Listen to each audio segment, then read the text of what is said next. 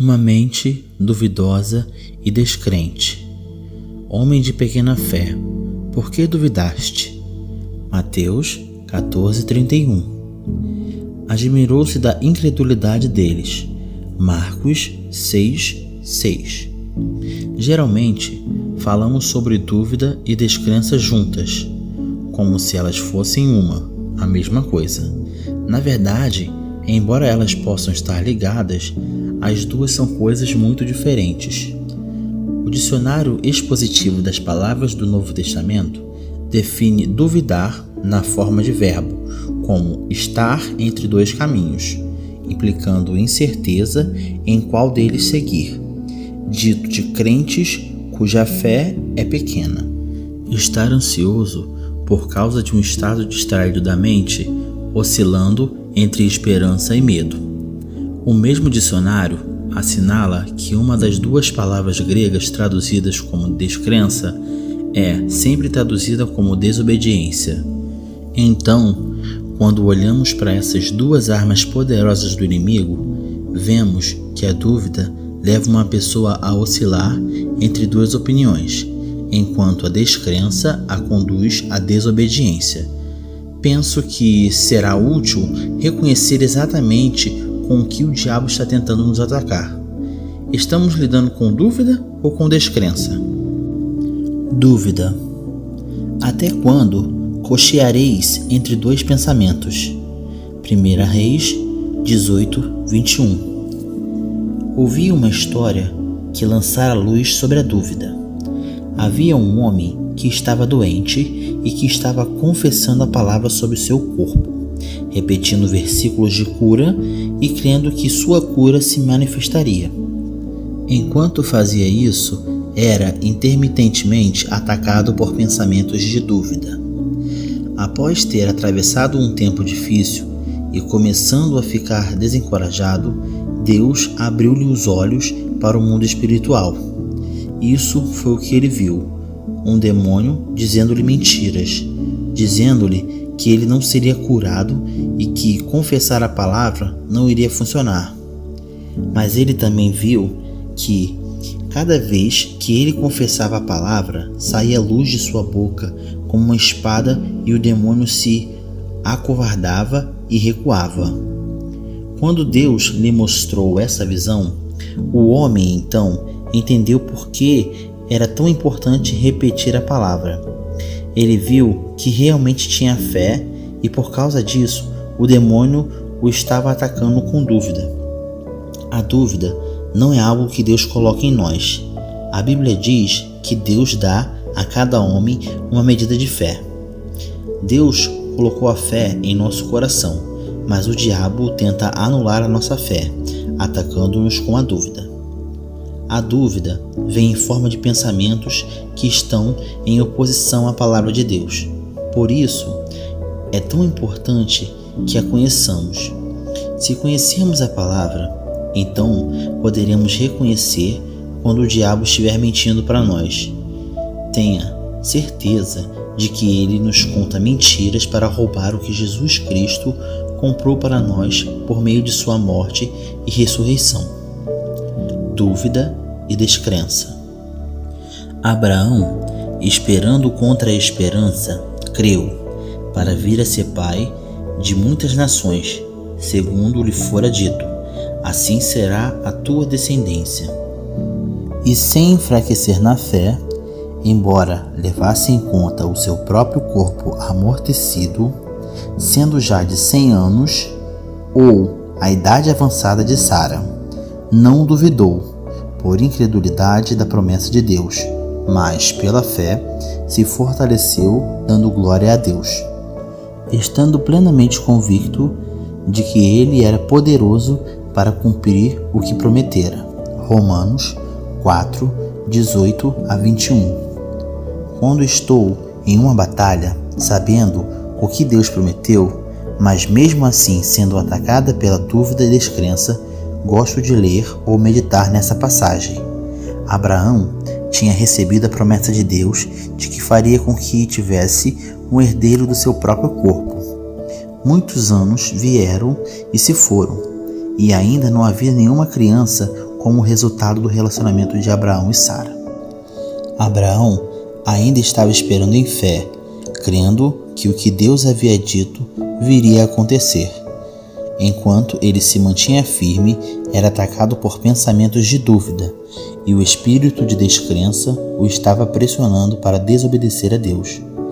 A desobediência em uma situação como essa é simplesmente desistir quando Deus está nos ordenando que perseveremos.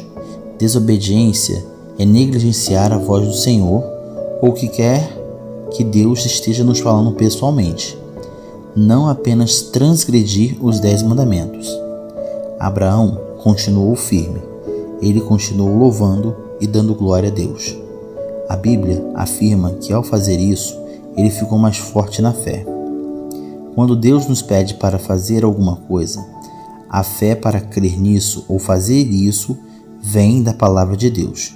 Seria ridículo Deus esperar que fizéssemos alguma coisa sem nos dar a habilidade de crer que podemos fazê-lo.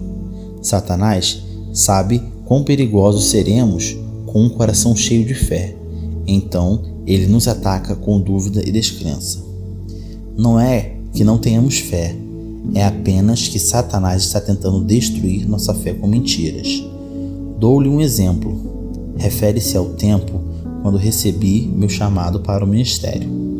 Era uma manhã comum, como outra qualquer, exceto que tinha sido cheia do Espírito Santo 3 semanas antes. Tinha acabado de ouvir meu primeiro áudio de ensino. Era uma mensagem do pastor Ray Moss Holder, intitulada Passe para o Outro Lado. Estava agitada em meu coração e surpresa que alguém pudesse ensinar 1 hora inteira usando um versículo e que toda a palestra fosse interessante. Enquanto estava arrumando minha cama, subitamente senti um desejo intenso, bem no meu íntimo, de ensinar a palavra de Deus.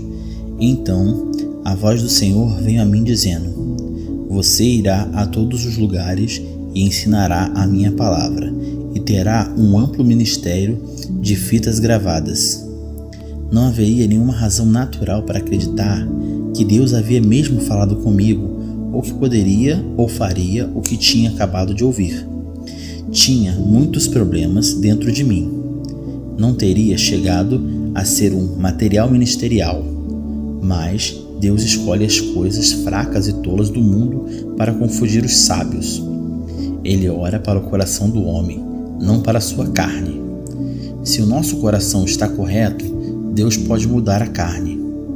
Embora não houvesse nada na área natural que indicasse que deveria acreditar, quando o desejo veio sobre mim, senti-me tão cheia de fé que poderia fazer o que o Senhor queria que fizesse. Quando Deus chama, Ele dá o desejo, a fé e a habilidade para fazer o trabalho. Mas também quero dizer-lhe que, durante os anos que passei em treinamento e em espera, o diabo me atacou regularmente com dúvida e descrença. Deus coloca sonhos e visões no coração do seu povo. Eles começam como sementinhas. Assim como uma mulher tem uma semente plantada em seu ventre quando ela fica grávida, da mesma forma nós nos tornamos grávidos, figurativamente falando, com as coisas que Deus fala e promete. Durante a gravidez, Satanás trabalha arduamente para tentar fazer com que abortemos nossos sonhos. Uma das armas que ele usa é a dúvida, a outra é a descrença. Ambas trabalham contra a mente. A fé é um produto do Espírito, é uma força espiritual. O inimigo não quer que mantenhamos nossa mente em concordância com nosso espírito. Ele sabe que se Deus colocar fé em nós para fazermos alguma coisa, e se formos positivos e começarmos a crer consistentemente que realmente podemos fazê-la, então faremos um estrago considerável ao reino do mal. Continue andando sobre as águas. Entretanto, o barco já estava longe, a muitos estádios, aproximadamente 200 metros da terra, batido e açoitado pelas ondas. porque o vento era contrário. Na quarta vigília da noite, foi Jesus ter com eles andando sobre o mar. E os discípulos, ao verem-no andando sobre as águas, ficaram aterrados e exclamaram: "É um fantasma!" E, tomados de medo, gritaram. Mas Jesus imediatamente lhes disse: "Tende bom ânimo, sou eu, não temais." Respondendo-lhe Pedro, disse: "Se és tu, Senhor, mandai-me ir ter contigo por sobre as águas." E ele disse: "Vem." E Pedro, descendo do barco, andou por sobre as águas e foi ter com Jesus. Reparando, porém, na força do vento, teve medo e, começando a submergir, gritou: "Salva-me, Senhor!" E prontamente Jesus, estendendo a mão, tomou-o e lhe disse: "Homem de pequena fé, por que duvidaste?" Subindo ambos para o barco, cessou o vento. Mateus 14, 24 ao 32. Enfatizei o último verso porque quero chamar sua atenção para o programa que o inimigo esboçou nessa passagem. Pedro, ao comando de Jesus, apressou-se a fazer algo que não havia feito antes. Para falar a verdade, ninguém, exceto Jesus, jamais havia feito isso. Isso demandava fé. Pedro cometeu um erro. Gastou muito tempo olhando a tempestade. Ele ficou amedrontado. Dúvida e descrença o assediaram e ele começou a afundar. Ele gritou para que Jesus o salvasse e Jesus o salvou. Mas observe que a tempestade cessou assim que Pedro voltou para o barco. Lembra-se de Romanos 4, 18 e 21, quando Abraão não vacilou ao considerar sua situação impossível? Abraão conhecia as condições, mas diferentemente de Pedro, não creio que ele pensava ou falava nisso o tempo todo. Podemos estar conscientes das nossas circunstâncias e ainda assim, propositadamente, manter nossa mente em alguma coisa que aumentará e edificará a nossa fé. É por isso que Abraão se manteve ocupado, louvando e glorificando a Deus. Glorificamos a Deus quando continuamos a fazer o que sabemos que é certo, mesmo em circunstâncias adversas. Efésios 6,14 nos ensina que em tempos de guerra espiritual devemos colocar o cinturão da verdade. Quando a tempestade vier em sua vida, bata os pés, levante o rosto resolutamente e determine-se pelo Espírito Santo a ficar fora do barco. Muito frequentemente, a tempestade cessa assim que você desiste e engatinha de volta para um lugar de segurança e proteção. O diabo traz tempestades em sua vida para intimidá-lo. Durante uma tempestade, lembre-se de que a mente é o campo de batalha. Não tome suas decisões baseadas em seus pensamentos ou sentimentos, mas confira em seu espírito. Quando fizer isso, você encontrará a mesma visão que estava lá no começo. Nenhuma hesitação é permitida. Se, porém, algum de vós necessita de sabedoria, peça a Deus, que a todos dá liberalmente e nada lhes impropera, e ser-lhe-á concedida. Peça, porém, com fé, em nada duvidando, pois o que duvida é semelhante à onda do mar, impelida e agitada pelo vento. Não suponha esse homem que alcançará do Senhor alguma coisa. Tiago 1, 5 ao 7. Meu pastor, Rick Shelton, conta uma história sobre como ficou confuso, tentando decidir o que fazer quando ele se formou no seminário bíblico. Deus havia colocado firmemente em seu coração o desejo de voltar a St. Louis, no Missouri, e começar uma igreja local depois da sua formatura, o que ele pretendia fazer. Entretanto, quando chegou a hora de ir, ele tinha aproximadamente $50 no bolso, uma esposa, uma criança e outra a caminho. Obviamente, suas circunstâncias não eram muito boas. Em meio ao processo de tomar uma decisão, ele recebeu 2 ótimas ofertas para trabalhar com um grupo de outros ministérios grandes e bem estabelecidos. Seu salário teria sido bom. As oportunidades ministeriais eram atrativas e, se nada mais houvesse, apenas a honra de trabalhar para qualquer desses ministérios teria animado seu ego. Quanto mais ele pensava, mais confuso ele ficava. Parece que o Senhor Dúvida o estava visitando, não? No momento, ele sabia o que queria fazer, e agora ele estava hesitando entre as opções. Como as suas circunstâncias não favoreciam sua volta a St. Louis, ele estava tentando aceitar uma das outras ofertas, mas não conseguia se sentir em paz em qualquer uma das direções. Finalmente, ele pediu conselho a um dos pastores que lhe haviam oferecido um emprego, e o homem sabiamente disse: vá para algum lugar, fique quieto e desligue a cabeça. Faça o que está em seu coração. Quando ele seguiu o conselho do pastor, descobriu rapidamente que em seu coração estava a igreja em St. Louis. Ele não sabia como poderia fazê-lo com o que tinha em mãos, mas ele seguiu em frente obedientemente, e os resultados foram maravilhosos. Hoje, Rick Shelton é o fundador e o pastor principal do Life Christian Center em St. Louis, Missouri. Atualmente, a Life Christian Center é uma igreja de aproximadamente 3.000 membros com alcance mundial. Milhares de vidas têm sido abençoadas e transformadas ao longo dos anos por meio desse ministério. Fui pastora adjunta lá por 5 anos e meu ministério Life in the World nasceu durante esse tempo. Pense em quanto o diabo teria roubado, mediante a dúvida e a descrença, se o pastor Shelton tivesse sido dirigido pela cabeça em vez do coração. A dúvida é uma escolha. Cedo de manhã, ao voltar para a cidade, teve fome.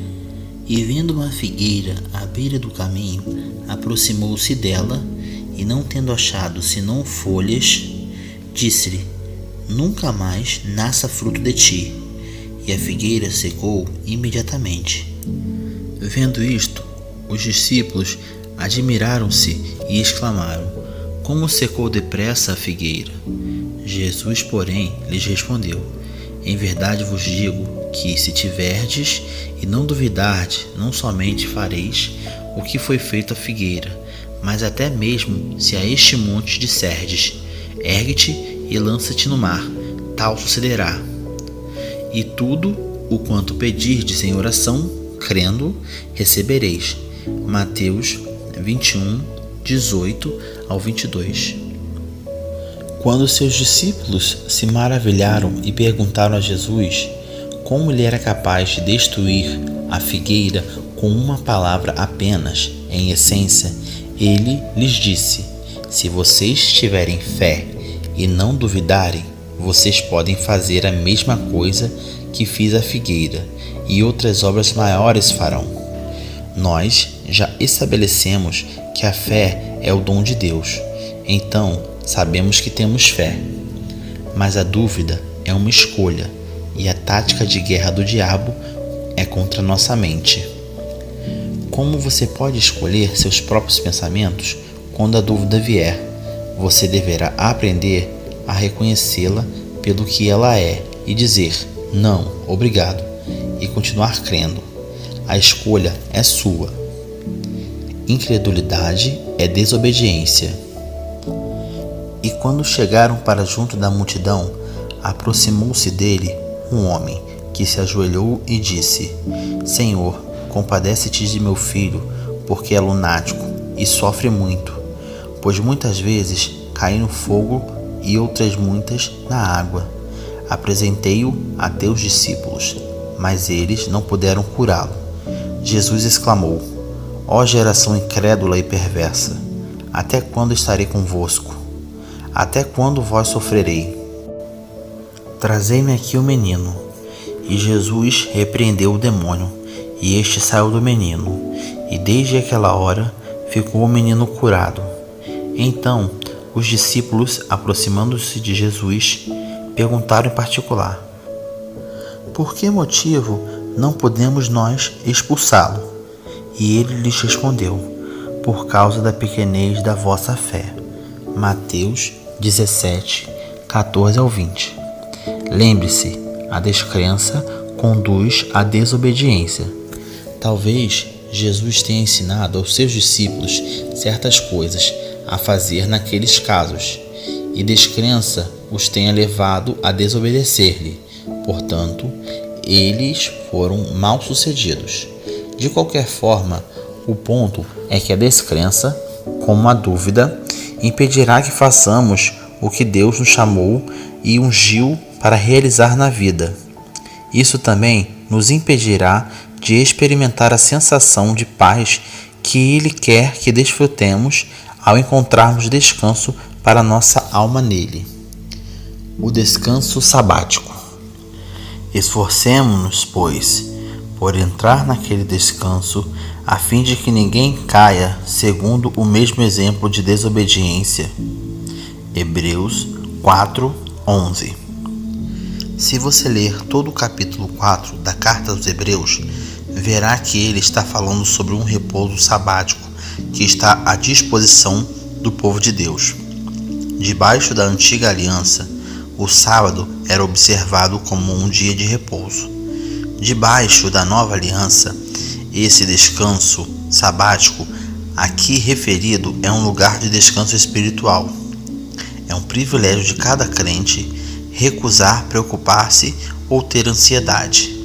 Como crentes, podemos entrar no descanso de Deus. Uma observação cuidadosa de Hebreus 4:11 revela que só entraremos naquele descanso crendo e seremos privados dele pela descrença e pela desobediência. A desobediência nos manterá em um viver desértico, mas Jesus providenciou um lugar permanente de descanso que pode ser habitado apenas se vivermos pela fé. Vivendo de fé em fé. Visto que a justiça de Deus se revela no Evangelho de fé em fé, como está escrito: o justo viverá por fé. Romanos 1:17. Lembro-me de um incidente que pôde ilustrar esse ponto com muita clareza.